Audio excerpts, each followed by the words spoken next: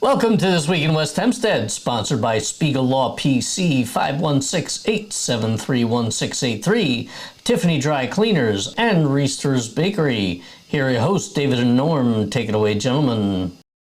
All right, Dan, it's good to be back in the studio, Norm. Yeah, nice out. Yeah, you know, the big story in West Hempstead is the whole pond cleanup. It's an amazing effort. I mean, they've been working at it for weeks now. Oh, yeah, well, and now they got the heavy equipment, and they're digging out, and there's like a huge amount of dirt. You can go up on our Facebook site, you can look at all the pictures. So they're really going deep. I mean, they're dredging. They've emptied the pond. They removed the water, and then they skimmed the rest of the bottom of the pond. There's a liner in the pond. Yeah. And so the big question is, what happened to all the fish, the turtles? God knows what else was living in there. Yeah, so on our Facebook site, there was a bunch of questions of what happened to the wildlife. So first of all, we did reach out to authorities, try to figure out if anyone really has an answer. As of yet, no one has an answer. But I think like the geese and you know the fowl, they probably just went and looked for another body of water. Of course, they're not going to hang around, but they'll be back. And in the meantime, they had pumped out the water, and the water they pump over the wall, which goes, I think, to... Yeah, what about the fish? What about the turtles? Where are they? I think they're in the puddles there, or they're over the wall. They're not in the puddles. There's like 2 inches of water. You know, the fish are not swimming there. I think they're in the state park. You know, they got pumped over the wall with the rest of the water, and they're swimming someplace else. Is there a movie like that? No, it's. Listen, I don't know. I mean, I think the larger wildlife that were more mobile, they got away. I think, you know, unfortunately. Right. See, I think these are good questions to be asking. Did the town or the Parks Department or whoever have a plan for this? But the truth of the matter is, you got to balance things, right? The pond was disgusting. It was filthy, and over a certain amount of time, if that dirt builds up, I don't think there's any way to keep it out from whatever water's flowing in. You got to clean it sometimes, right? And I think it's just a community balancing act of people who didn't like the way the park looked and the people who were worried about the fish and the turtles. Well, but with all that being said, you would still think that the government would have I don't know the right term, conservationists or others who would look at the impact, or maybe they don't. Maybe they just go and they dig and they figure. I mean, this is. You know, Hall's Pond is not really a natural pond. That's right. It's just runoff that starts from the LIE. It's I don't see them putting out an edict to have fishermen come in and remove the fish from the pond. That's not going to happen. It's ridiculous. So for the 6 fish that lost their lives, may your memory be a blessing. Right. Okay. I mean, the other thing I would call out about it too is that if they had gone through some long environmental impact statement, then what are we going to do about the fish? Like, we'd be sitting there with that pond being what it was for another 2 years. Yeah, and if they had some piping plovers, you know, forget it. It would have done nothing. Well, here's the interesting, conclusion to all this. On July 29th, so early next week, at the Legion Hall, they're going to be having a community meeting. Legislator Gaylor and Giuffre are going to be there, and a whole bunch of other folks. And you can ask the questions. And great. Here's another thing that the Civic Association does for West Hempstead. You got an issue going on, they bring the right people to the table. If you have questions, you want to find out what happened to that goldfish that you dropped there 2 years ago. Norm thinks he's still around in that, 2 inches of water. But, come down 7:30, and ask your questions. But it's also a good opportunity to take your politician aside and have questions about any other topic. It's a chance to go face to face with the people you've elected. Yeah. So take advantage of it. Yeah, but things are heading in the right direction. So rabies, that's been in the headlines all over Long Island, and there have been 25 confirmed cases. One of them was in West Hempstead. I think primarily they're most concerned about raccoons. Yep. And this is an issue, and you got to be, especially if you have pets, you got to be careful. We had a lot of damage in our backyard, and we caught a raccoon last week. And we had to pay somebody to take it away. You have like Mutual of Omaha in your backyard. It's you got hummingbird playing things, and you got squirrels coming up, and you know them by name. And I mean, what's going on there? It's good food. So, in West Hempstead, you see a raccoon, it doesn't look so good, please reach out and, call. Even if it looks good, they're wild animals. Yeah, well, for sure. Don't play with them. Don't feed them. Stay away from them. And be sure, like keep your pets, especially at night. They're saying better to keep your animals inside. Right, they hunt at night. Yeah. I was checking the feeds coming out of Nassau County Police, and I saw this story. I wasn't even aware of it yet, but I guess it happened 2 days ago. There was a graffiti incident at the Young Israel of Woodmere, which is, just kind of down the road in Peninsula Boulevard. And a whole bunch of spray painting and graffiti. And but I was reading that they were spray painting in Hebrew? Yeah, it's something like that, and it's crazy stuff. Unfortunately, just more sign of the times, and always have to be vigilant. I mean, again, it's probably better not to leap to judgment as to what was behind this. If it was in Hebrew, who knows what's going on. Yeah, it's a crazy person at any rate. Could be. Yeah, Yep. yeah. All right, well, you know what? Let's take a quick commercial break. Hi, I'm Jeff Wenger, owner and operator of Tiffany Dry Cleaners.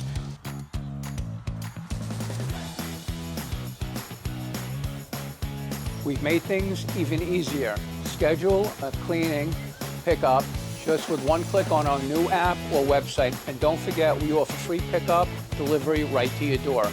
Tiffany Dry Cleaners gets it just right. All right. So the library, they were advertising that they have an app that you can download. Very exciting. I thought, this would be great. Save me some steps and maybe even help with cash payments. Who knows? Downloaded the app, doesn't work. So there you go. What it is you need a PIN. I don't have a PIN, so so now I got to go to the library to actually get a PIN. I'll report back once I get the PIN and get this thing working. But at quick glance, it doesn't seem to have a lot of functionality, but there you go. It's not unusual when you first come out with an app to have a lot of hurdles to jump through before it's smooth. So, yeah, and this is being put out by the whole Nassau County, so they're probably looking for a common denominator. Yeah, I will tell you, I don't really want a lot more apps on my phone, and the valuable library apps like the Libby or I don't know if they're on the other one, I can't remember.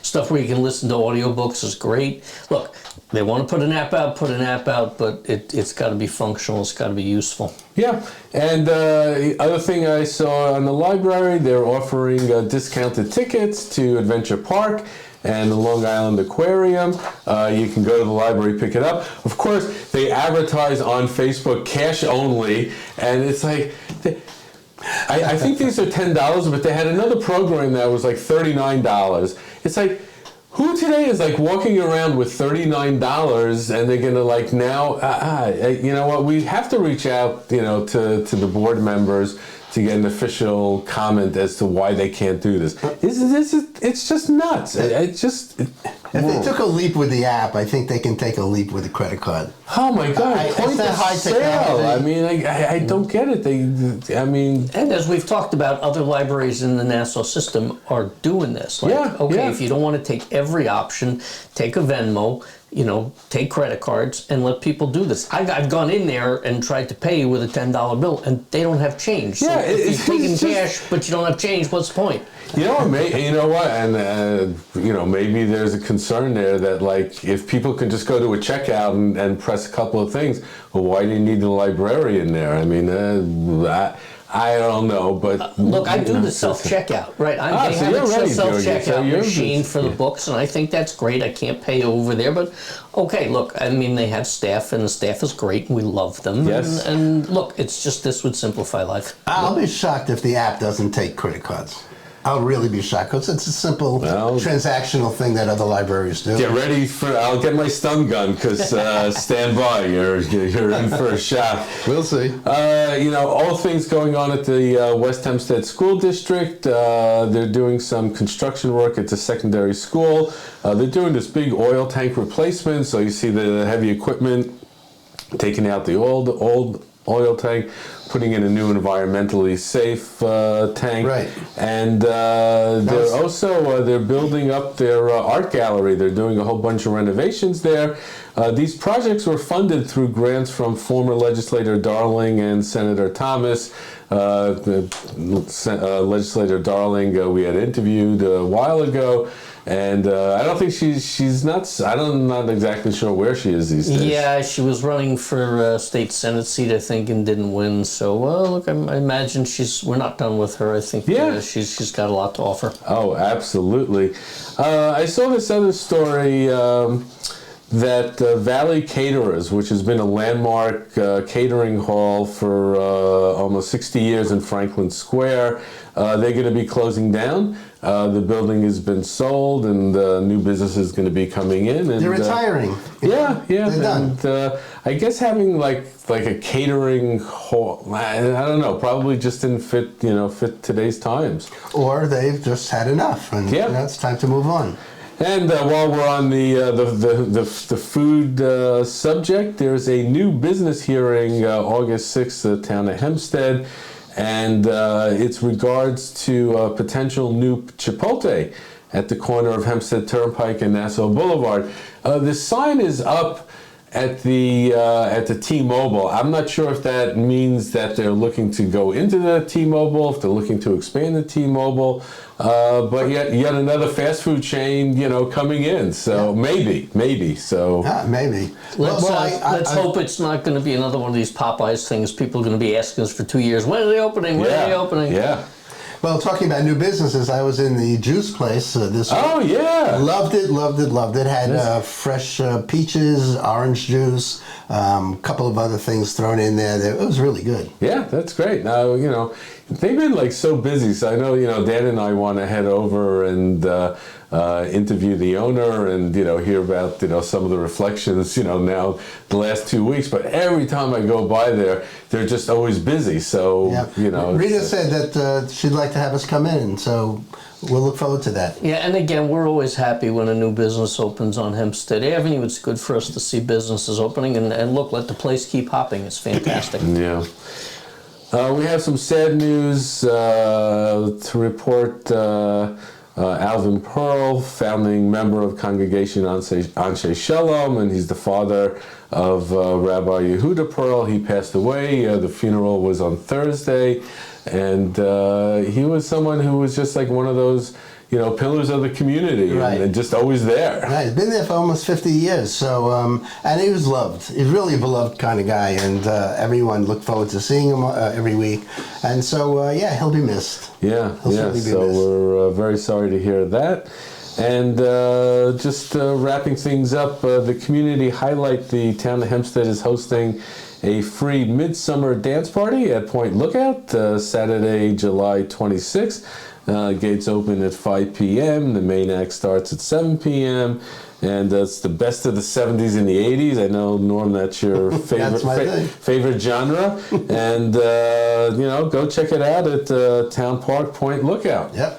And finally, wrapping things up, Dan, Restorers, they got some lemon something. They do. I'm taking a look here. They got lemon bars and lemon swirl cupcakes, $1.50 each, which sound delicious. I'm a big fan of lemon cakes myself. Also, they've mentioned the fact that they got Shark Week stuff. Apparently, Shark Week was a week or so ago. I missed it. But they have lots of cupcakes and cookies around Shark Week. So if you want Shark Week to continue, by all means, head over to Restorers. All right. Then, Shark Week is every week at Jones Beach. But there's no Shark Week at Halls Pond because there's no words. I don't think there's any goldfish either. Anyway, listen, stay cool, everyone. Have a great weekend, and join us next week for This Week in West Hempstead. Enjoy the summer. Thanks for watching, everybody. Please be sure to visit our sponsors, Spiegel Law PC, Tiffany Dry Cleaners, and Reister's Bakery. To find out more or to reach out to us, come visit us on social media at Facebook and Instagram, or visit our website at westhempsteadecho.com.